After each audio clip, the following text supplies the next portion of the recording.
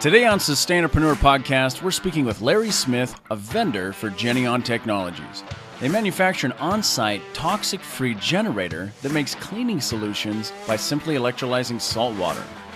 We're bridging the gap between business and sustainability, so stick around.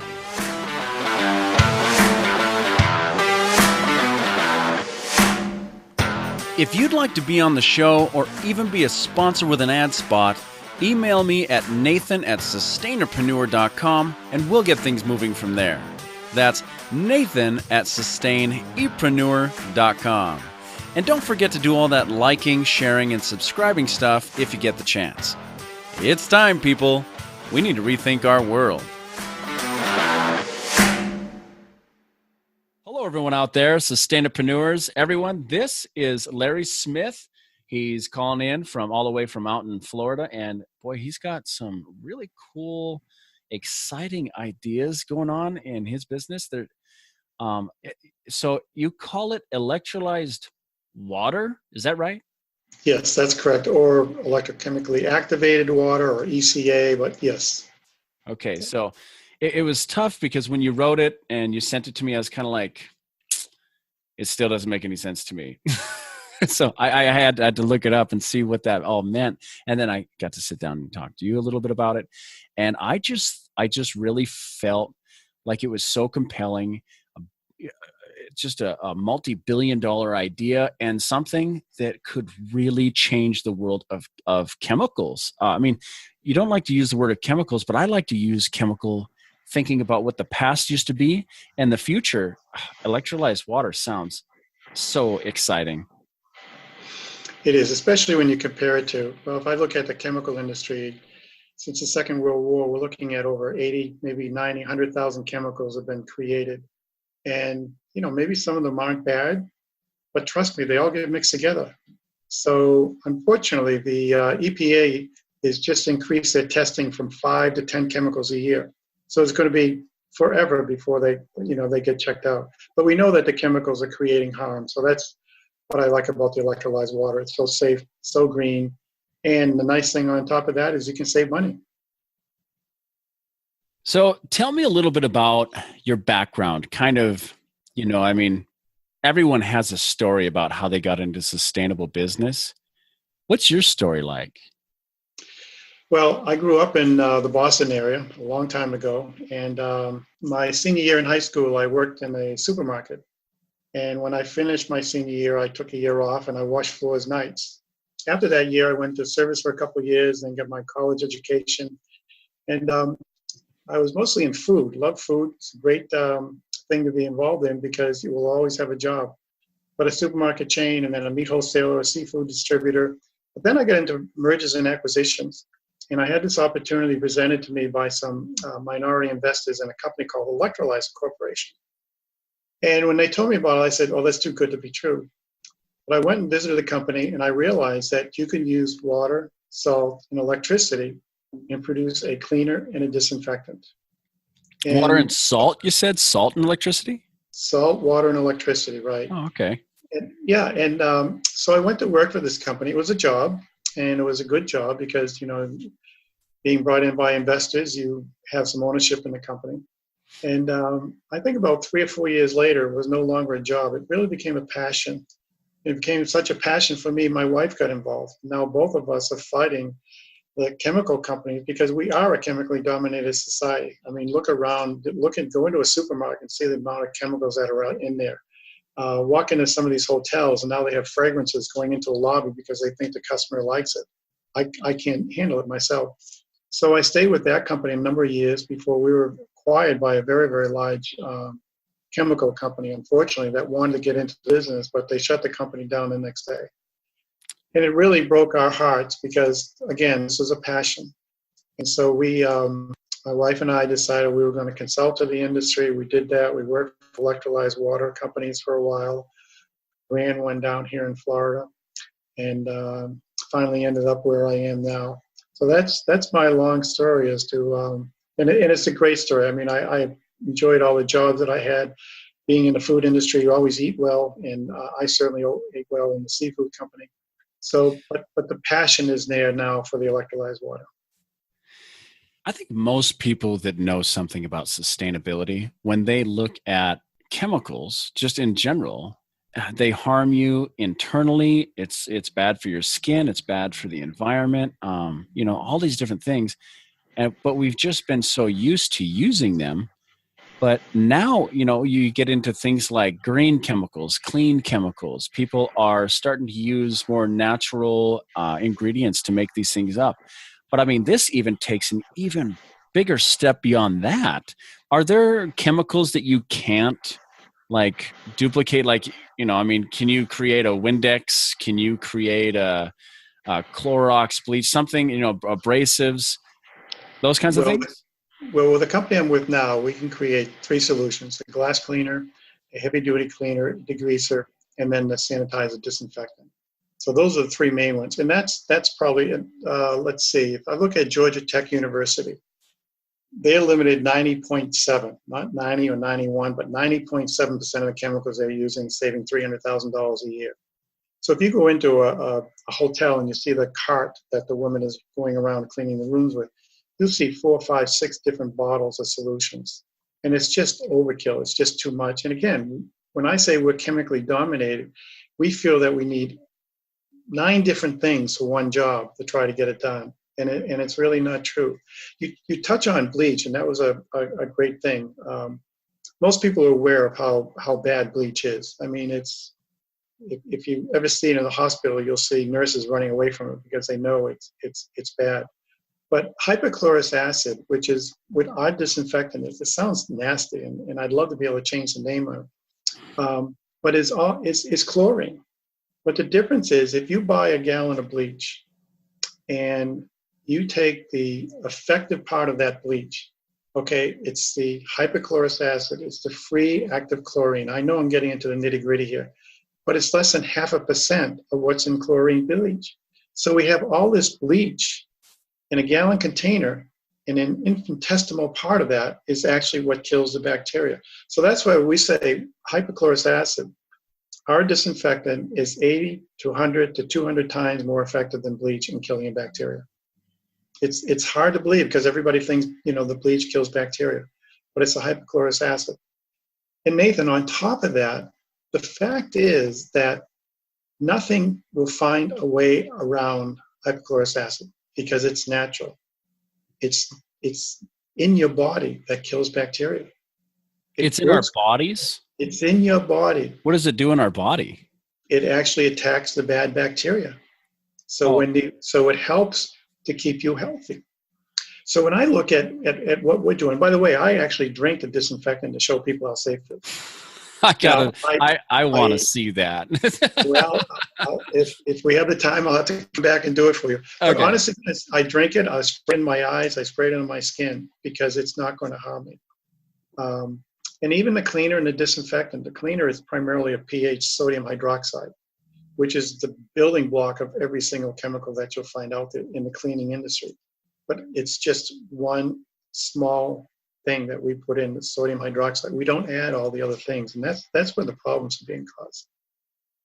Do you ever find it in nature, or is it just kind of in biological elements that? It's biological, nothing in nature. But again, bacteria can't find a way around it. So you'll never have superbugs if you make use of hypochlorous acid, electrolyzed water within your hotels and your hospitals and whatever else. Okay. Yeah, in Japan, after open heart surgery, they'll actually take hypochlorous acid and pour it into the chest to make sure they get all the bacteria out of there. And so you said superbugs. Why would anything create superbugs? Well, a lot of it has to do with the chemicals that are presently created. What hypochlorous acid does, when it attacks bacteria, it actually punctures the bacteria wall and blows it up. There's nothing left. There's no residue. There's nothing there. When you look at chemicals, what chemicals try to do, and by the way, the kill time, the length of time that it takes to kill bacteria with hypochlorous acid, pretty much all the bad stuff is 30 seconds at the most. And that's C. diff, that's E. coli, that's staph, whatever it may be. Chemicals pretty much surround the bacteria, and they slowly wear it down, and then they bust the wall. So if you look at an egg yolk, the outer part is the wall, and the bacteria needs to break that down before it gets to the yolk, before it can kill the yolk. But it leaves a residue, and so that residue is what helps to grow the superbugs. On top of that, it doesn't kill all the bacteria. If you say 99.9% bacteria being killed is good, it's not, because it's at 1/10 or 1/100th of a percent that is still there and still growing, and it's become stronger because it becomes more effective against anything trying to kill it. That's why you constantly see different. If you go into a supermarket today and look in the cleaning, disinfecting aisle, you'll see a chemical, and then next week you'll see it marked new and improved. And that's because they're constantly having to create better ones. That's kind of like the antibiotic problem, where people have been taking antibiotics for so long, and we've been spraying it on our cattle and on our chicken and everything else. When you are killing all that kind of bacteria, number one, killing that all of the bacteria is bad because you have good bacteria in your body. But whenever it comes to killing the bad bacteria, you may kill it off, but then the only things that survive are the ones that can adapt. And so antibiotics, we've actually become kind of resistant to a lot of antibiotics. Is it kind of the same idea? That's perfect. That's a perfect analogy to what's happening with chemicals. So it nothing can find a way around it. Nothing has found it. And that includes, any disease that might be coming out of Africa or South America or even here, because again, in hospitals, 100,000 people a year die of hospital-acquired infections. Yeah. And that's the ones that we know about. That's sad. And I used to have a nurse next door, and she said, if you get sick, don't go in the hospital, which is kind of a sad commentary from a nurse. So this, I keep wanting to call it hydrochloric. What was the name of it again? Hypochlorous, CHLOROUS acid. Okay. I'll just call it H acid. I don't think I can say that. Call it HOCl. HOCl? Okay. HOCl. Yeah. Okay. So this HOCl, you can use it. It'll disinfect. It'll get rid of the bacteria, and then it won't breed any worse bacteria. So do you think that it could actually help minimize a lot of the infections that happen in hospitals?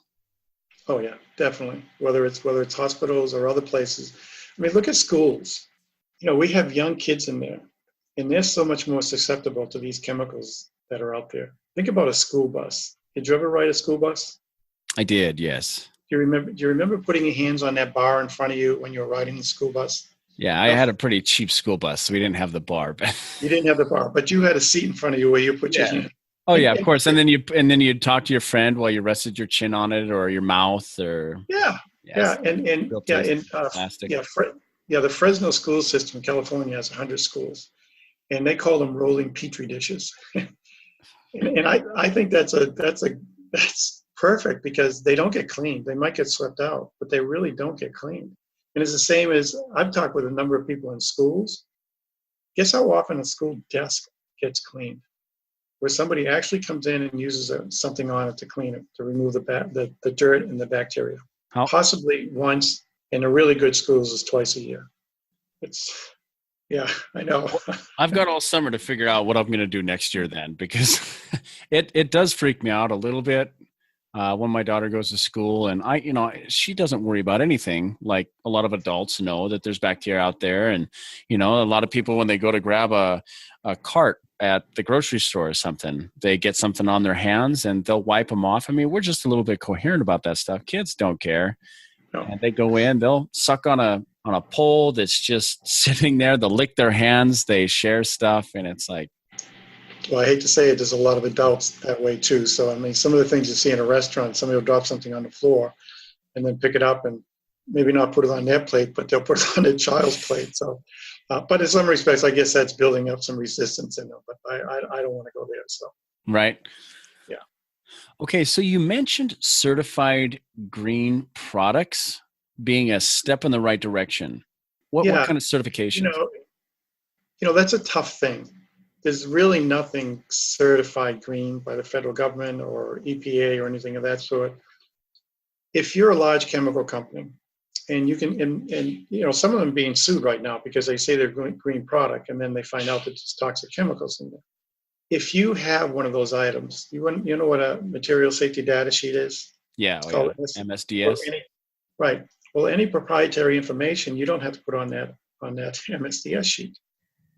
So if you have something that's toxic, you're not going to put it on that SDS sheet. So it looks like it might be green, but green can actually have 35% of toxic chemicals in there. A great group to look at if you're concerned as to an item being green or not is the Environmental Working Group, EWG.org. They're out of Maryland or Virginia, and they do a great job as far as going after chemicals and checking them out and seeing what's good and what's bad.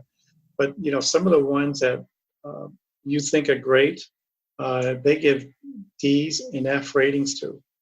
But again, when I say we're chemically dominated, I mean, think of the amount of money that they spend marketing what they have, and they do a great job in it, and we're susceptible to that.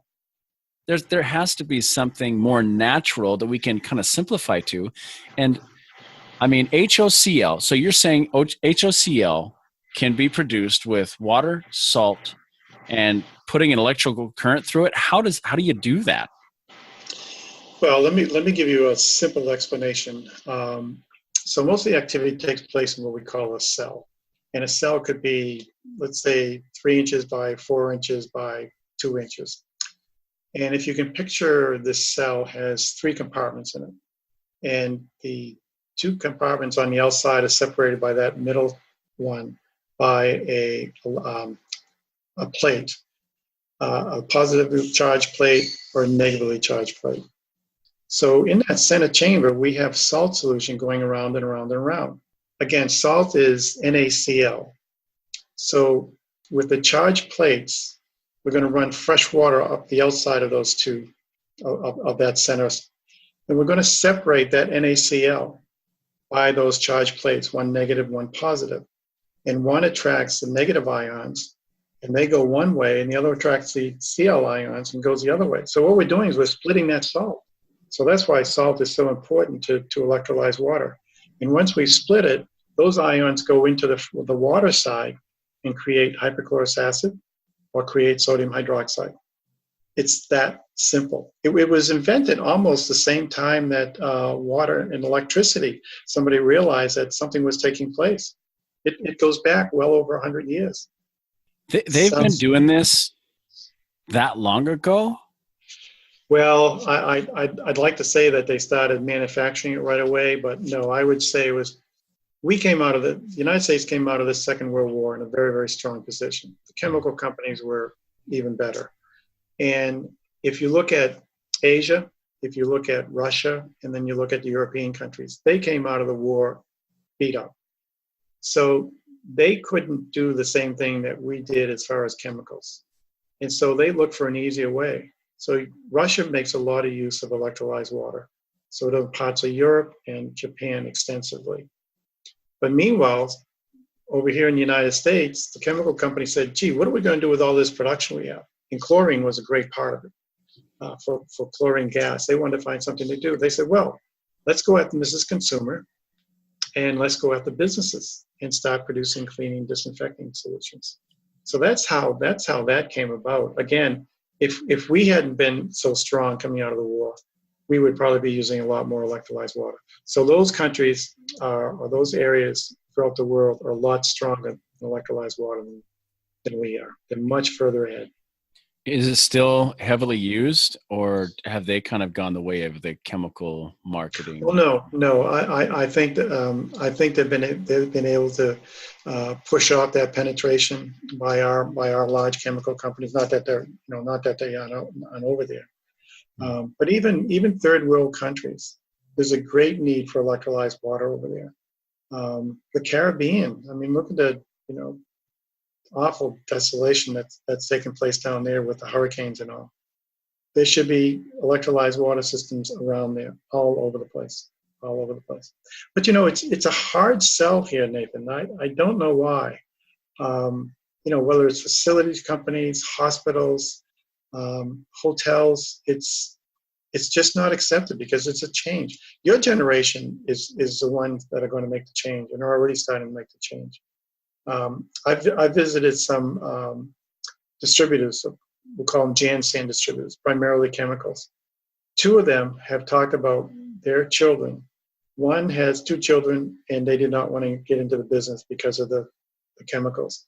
The other one has three children. They wanted to get into the business, but they want to switch it over to electrolyzed water. You can produce a gallon of electrolyzed water for 3, 4, 5 cents a gallon. You can buy a quart of a disinfectant from a major company, and let's say you can mix it 64-1, but it might cost you, $30, $40, $50. So now you're looking at any place between 40, 50, 60, 70, 80 cents a gallon. So it's a lot less. And that 4 or 5 cents a gallon that you produce through electrolyzed water, that includes the cost of the system. I'm trying to think of it maybe from a perspective of maybe say like a hotel. So I own a hotel right now. I get my chemicals from say a green company, maybe even not a green company, but it has to be shipped to me. I have to buy it at least a weekly basis or a monthly basis. Even some of the bigger companies that actually deliver it in a tank, and they'll come and they'll fill up your own personal tanks. It's just a constant bill. What I think about is if I were to have some system installed, yeah, there's some upfront costs. How much would something like that cost? Say like in a hotel that has 100 rooms or something. Do you do it like that? Yeah, the maximum that system would cost from the company I'm with now would probably be $6,500, and then we might add $1,000 onto that if they want to put in large tanks or something like that. Because these are on-site generators and they're on demand, so pretty much they can produce what you need. But a lot of people want it to go into tanks, and then they'll fill their bottles or their mop buckets from the tanks. But $6,500, $7,500 is what the cost. But I go back to what you were just talking about. You're talking carbon footprint. Yeah. Okay. Think about the carbon footprint. Again, electrolyzed water is on-site generation. So it means we don't need these chemical manufacturing plants. You don't need facilities for putting in boxes and cartons and pallets and bottles. You don't need to ship it anyplace. So all that goes away. Getting something through a distribution cycle is probably handling it 3, 4, 5 times. That goes away.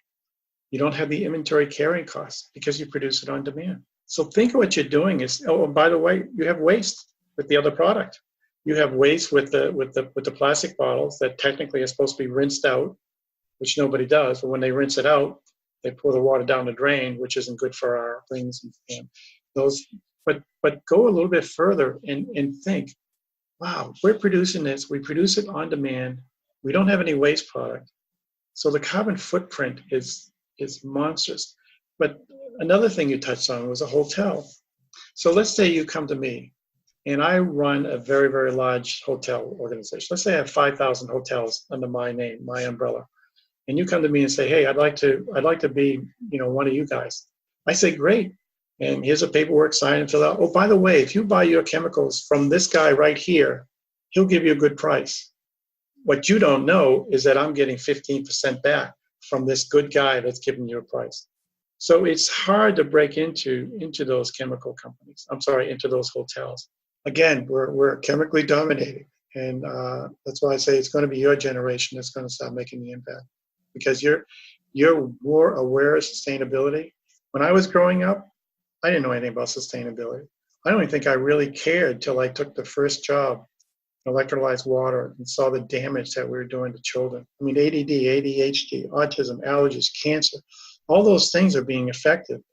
National Institute of Health, the studies out there showing the impact that it has on kids. A newborn baby, 200 synthetic chemicals in their body. It just goes on and on and on. And that's, but you guys, your generation isn't going to have cars in a lot of respects. You don't want cars. You just assume to make you, because they sit there for 95% of the time. So think about that business model and how that's going to change and everything. You guys are so far ahead of the rest of us. And it took me to get involved in the industry to really realize. And I've had some great coaching. Michelle Thatcher, the CEO of the U.S. Green Chamber of Commerce, she's the one that talked to me about the triple bottom line, people, planet, and profit. And she said, when you talk to the business person, profit's got to come first. And I was trying to sell it. I was trying to sell it on people. I was trying to sell it on planet because I figured out what sustainability people wanted.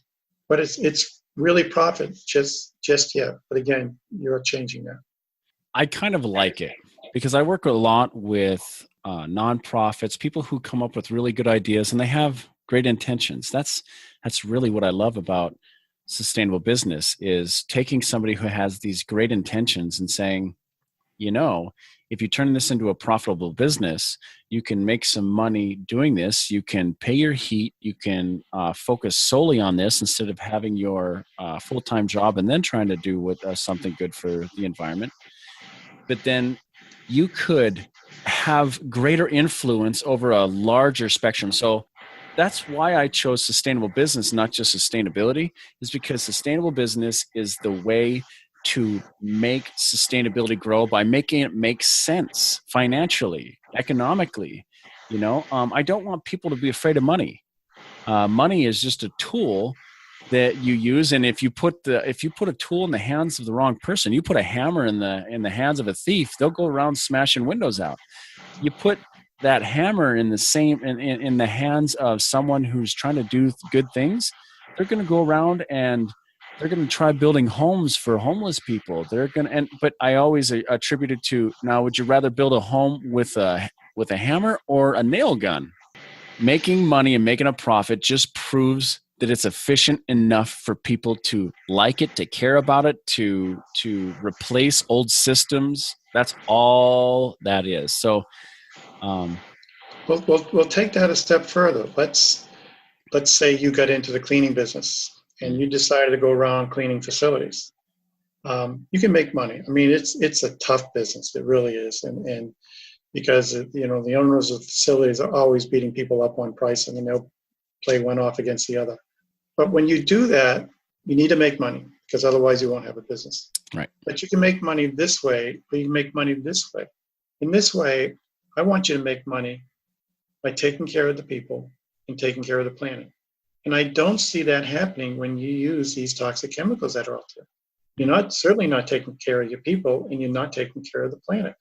I think that there was a study recently, and it was a big study. I think it was 6,000 people in Australia, mostly women in their homes, using cleaning and disinfecting chemicals in their homes is equal to smoking 20 cigarettes a day. Think about that. Now think about a cigarette and all that inhalation of all those chemicals. Like, using cleaning and disinfecting chemicals is a pack a day. It's just monstrous. So when I look at businesses and what you do, what you just said, I like that, but think about the people too, and think about the environment, because we're destroying our environment. I mean, some of the things that we're doing are just terrible.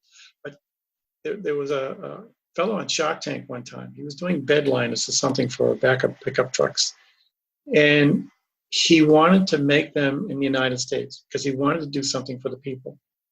And the fellas in Shark Tank loved what he had, but they would not back him because they said, we can do this so much less expensive over in Asia. But he wanted to do something for the people.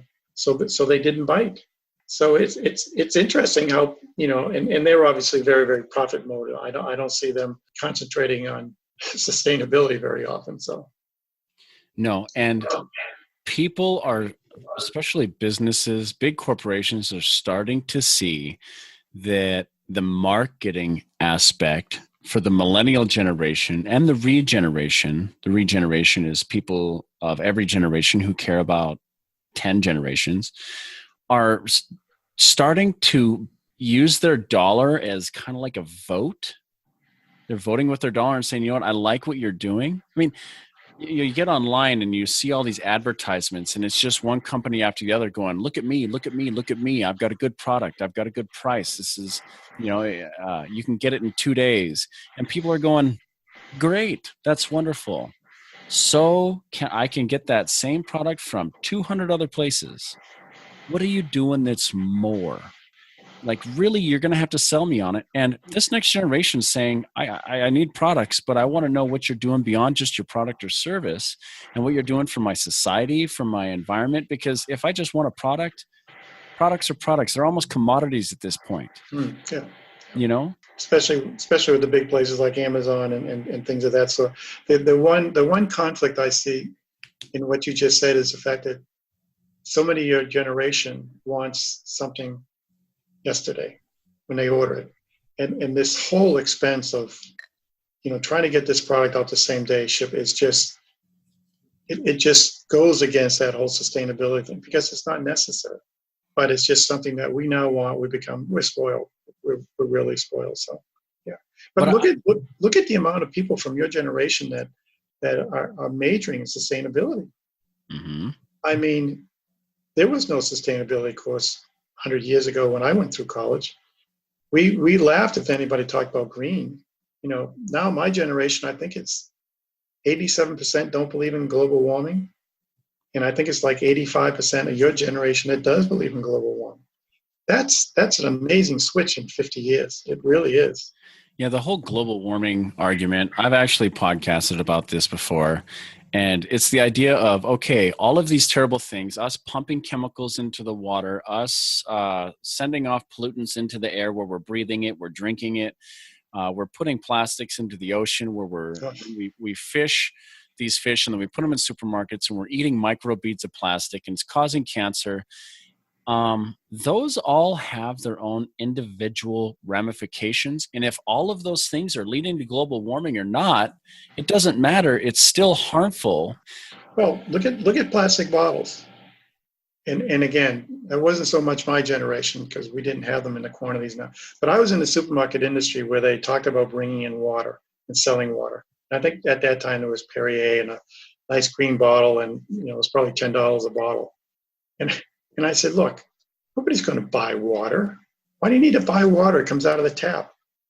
Now it's extraordinary how much water is sold in plastic bottles. A lot of that same water comes right out of your kitchen sink. But also the fact that they're now saying is we're getting some of that plastic in the bottles. Mm-hmm. So that's coming into our system. Every place I look, though, people are drinking out of plastic bottles. It breaks my heart because it's so unnecessary. Yeah, and I was in Iraq and Afghanistan, and we had pallets of these big 2-liter bottles of plastic water, and they'd sit out in the sun, and they would cook to the point where when you go to drink them, they were so hot you couldn't drink them. You had to sit them in the shade to cool them off, and I was almost boiling. And you think about how much of that plastic is seeping into that water, and now they're talking about they're doing some studies on whether or not some of those plastics are causing some of the issues a lot of veterans are coming back from Iraq and Afghanistan with, of issues with irritable bowel syndrome, lots of different kinds of colon cancers. And they're saying that they think that it might have something to do with these plastic bottles that people were drinking from. Just because, it was just crap plastic from somewhere over the Middle East. And when you bake all of that plastic, it gets stopped. Yeah, it was pretty bad. That's what we lived off of, and we had to drink a lot of water because it was hot. Yeah. Wow, I never thought about that. So, wouldn't surprise me if it bore out to be true. Just imagine. I'm sure you've imagined this before. Having a world where no chemicals are being shipped anywhere. What would you say if your company has these 3 chemicals, they replace what percentage of the chemical industry in just cleaning solvents? Cleaning and disinfecting, I would say 90%. Let's say 85%. I'll be conservative. 85% of chemicals that are being shipped all over in the stores. You just wouldn't need it. Is this something that you can, do you have a small enough one where you could put it in your home? Yeah, we actually have a home unit. The company I went with, I like because most companies in our business have one size unit to fit all customers. And that's tough when you're on a college campus or some of these monster schools and all, where you have so many different buildings. And GenEon is the company I'm with, GenEon Technologies. They have a system that you can use. There's actually a wand that you can stick in the water and electrify it and create a disinfectant or a sanitizer or a cleaner or a window cleaner. And so you can take that and you get a 5-gallon container. You put one in each school, and you on the campus or each building, you go around, plug it in. They've got a desktop model. 100 100 ppm parts per million of hypochlorous acid is pretty much going to kill everything. They have a system that's what we call a desktop model. It's maybe 12 inches high and 6 by 6, 6 by 8, something like that. It will produce hypochlorous acid at 900 parts per million. So doctor's office, dentist's office, a small vet's office. So there's no place, I go to New York City. Every single building in New York City could be using electrolyzed water and get rid of all the chemicals that are out there. Think about that. Just New York City. I am thinking about it. I am.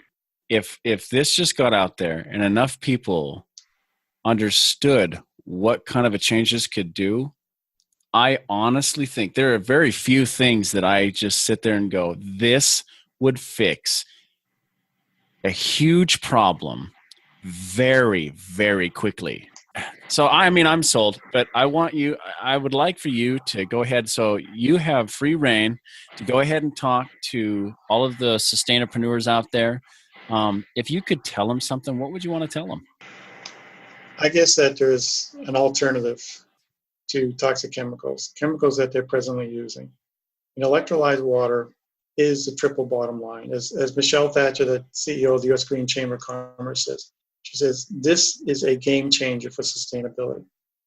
Just think, okay, and I'm saying this to everybody out there, think of the impact that you can have by using these systems.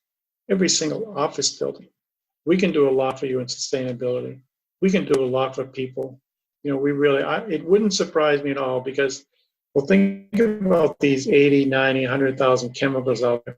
I sincerely believe that they are draining our youth and affecting their brains. Something is happening out there. And I think the chemicals have a large part to do with it.